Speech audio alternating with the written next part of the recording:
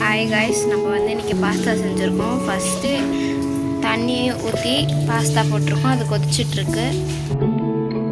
இப்போ பாஸ்தா வெந்துருச்சு. அடுத்து அதோட மசாலா ரெடி பண்ணிக்கலாம்.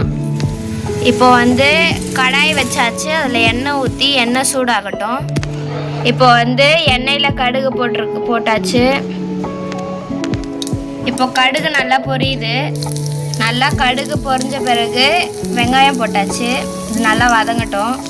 இன்றைக்கி பூண்டு போட்டிருக்கேன். இப்போ பூண்டும் வெங்காயமும் நல்லா பொரிஞ்சு வரட்டும்.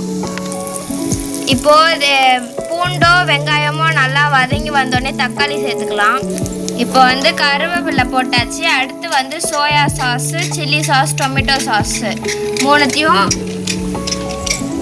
மிக்ஸ் பண்ணி சேர்த்துக்கலாம். இப்போ சாஸ் எல்லாம் மிக்ஸ் ஆகி நல்லா வெந்துட்டுருக்கு. அடுத்து நம்ம மசாலா சேர்த்துக்கலாம். இப்போ இங்கே மஞ்சத்தூள், கரம் மசாலா, மிளகாத்தூள், கொரியாண்டர் பவுடர் இருக்குது. இது அப்படியே சேர்த்துக்கலாம். கூடவே தேவையான அளவுக்கு உப்பு சேர்த்தாச்சு. இப்போது மிக்ஸ் பண்ணிக்கலாம்.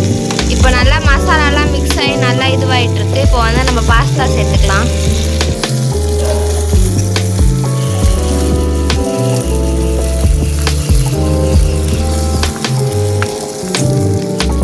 பாஸ்தாவை நல்லா மிக்ஸ் பண்ணி விட்டாச்சு. இது நல்லா இப்போது வெந்துட்டுருக்கு.